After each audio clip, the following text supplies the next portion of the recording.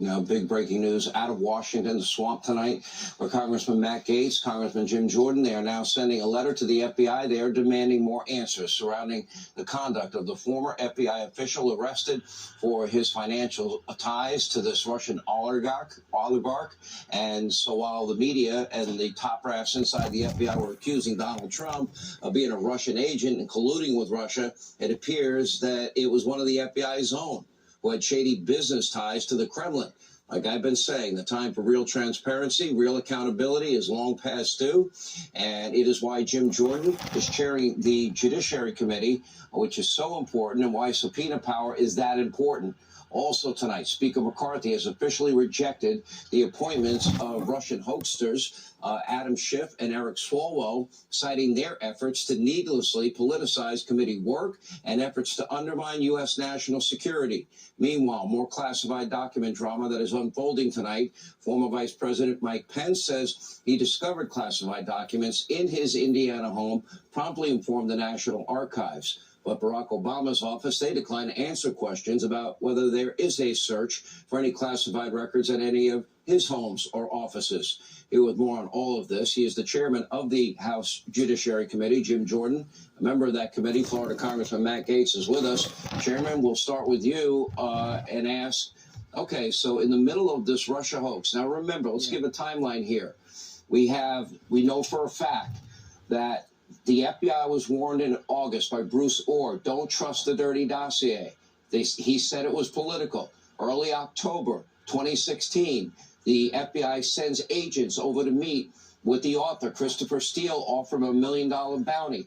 He couldn't get the money because he had no proof to corroborate this. By the end of October, it becomes what Andrew McCabe, the deputy FBI director, mentioned was the bulk of information without the dirty dossier, no FISA applications. And yet this guy working on this case was the one actually involved in colluding with the Russians?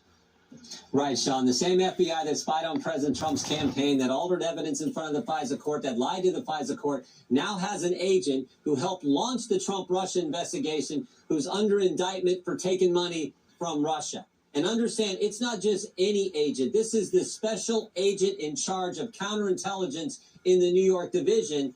And it's not just any Russian. It's Oleg Deripaska, whose name comes up all the time, who was the guy Christopher Steele was working for. That is the lay of the land here. And that is why Matt and I have sent this letter. We're going to send this letter to get more answers on what was this. This guy worked 20-some years at the FBI, this McGonigal. So we want to know everything that's going on here, because this pattern that we've now seen and the political nature that exists based on what whistleblowers have told us and based on what we have seen has to end. What are you discovering? What are the whistleblowers saying, Matt Gaetz, and what will the American people likely learn in these hearings?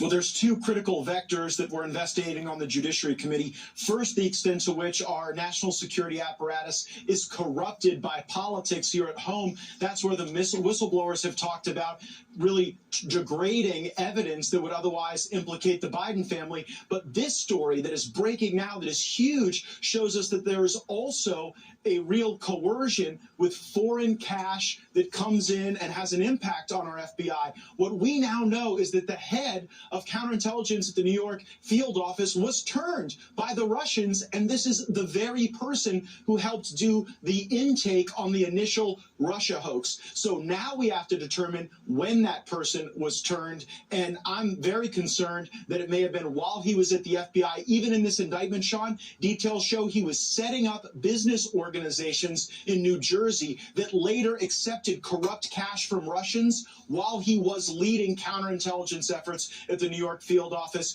There could be real dangers here to national security. That's why Mr. Jordan and I want to know if there are legislative proposals or oversight endeavors we have to engage in to figure out how deep this rot goes. All right, Jim Jordan, you and Matt Gaetz on the Judiciary Committee, you will be asking the question, has the FBI in this country been politicized? Has the Department of Justice been weaponized?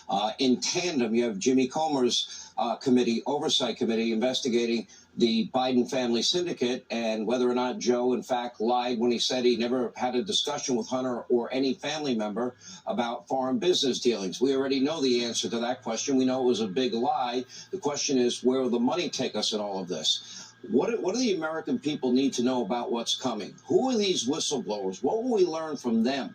What are we finding out about the Biden family and how they've been protected in this double standard that seems to exist in our system of justice? First of all, I don't think there's a question of whether the highest levels of the FBI are now functioning in a political fashion. I think that's obvious, and we know that from the whistleblowers who've come and talked to us. We want to make these whistleblowers, we want to get them public as quickly as they're willing to do it. I think many of them are because, as I said the other day, Sean, so many of them have been retaliated against. I mean, we've had several of them who've been suspended, had their security clearance revoked, which after they've come and talked to our committee staff. So we expect to hear from them. We expect them to sit for depositions. Actually met one of them, talked with one who's already went public last week in Florida. So we expect that to happen. That's where we're going to start this investigation. And we'll also hear from people who've been targeted, like the parents who were targeted via the apparatus that Merrick Garland put in place with his memo. We're going to talk to those people as well. All right, so the issue, I have my sources. They've informed me what I suspected. And what I actually said on the radio today is I think Mike Pence was watching everything with Biden, top secret documents, et cetera, et cetera. He initiated his own investigation just to double check. He immediately called the FBI when they found a couple of documents, Matt Gaetz, and handed them over and worked with the officials. But that's not the issue to me. The issue is, how was Hillary Clinton treated? She had all of those servers, then she had 33,000 deleted emails with BleachBit. She had Blackberries and iPhones destroyed with hammers. She had SIM cards removed. And now we got the double standard. Why was Mar-a-Lago raided, and why wasn't any of Joe Biden's residences raided? Why the double standard? Or is that a double standard? Well, it's very clear that Hillary Clinton got off because Jeff Sessions was a terrible attorney general. I'm not really here for all of the document drama. I think it's far more significant that while Eric Swalwell was saying that he had evidence that Donald Trump was a Russian agent, there were actually people in the FBI that turned out later to be Russian agents. That is just so crazy to me that would occur in our country. As for the documents, I mean, hey, by the end of this thing, Sean, the only person that might be able to run for president is like Larry Hogan or something. I think that having people in the national security apparatus trying to shape the presidential field is probably not a good thing, regardless of your political persuasion. I don't think that Mike Pence did anything wrong here, and Donald Trump made that point as well. So remember when Adam Schiff said he has more than circumstantial evidence that there's Russian collusion? I think we found it. It was McGonigal working with the FBI, working with the Russians, for goodness sake. Well, you're forgetting you forgot the prank call that Adam Schiff took. And when the guy had, in a Russian accent, said, we have compromising material on Donald Trump. What's the nature of the compromise? Pictures of naked Trump. Has Vladimir seen those pictures?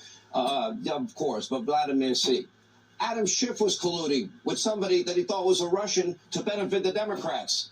Anyway, he doesn't belong on the committee. Neither does Swalwell. Good job by Kevin McCarthy. Last question. Will you come to an agreement on the debt ceiling issue? Will all 222 Republicans unite? Matt Gaetz, yes or no? I think we will. I think we should fight for work requirements on a lot of these social welfare programs that are driving our national debt. And it is not appropriate for Joe Biden to say he refuses to negotiate with the people's house that the people gave to the Republican Party. We're going to negotiate tough. And I think that we should get those spending cuts. Jim, will it happen? The Democrats are betting that all 222 Republicans won't stay together. Do you think they will? Yeah, they just spent $1.7 trillion and we all voted against it. Now they're saying, oh, we don't want to talk to you guys even though you have the majority. Where does that fit in? Of course we're going to stick together and fight these guys. Crazy times we're living in.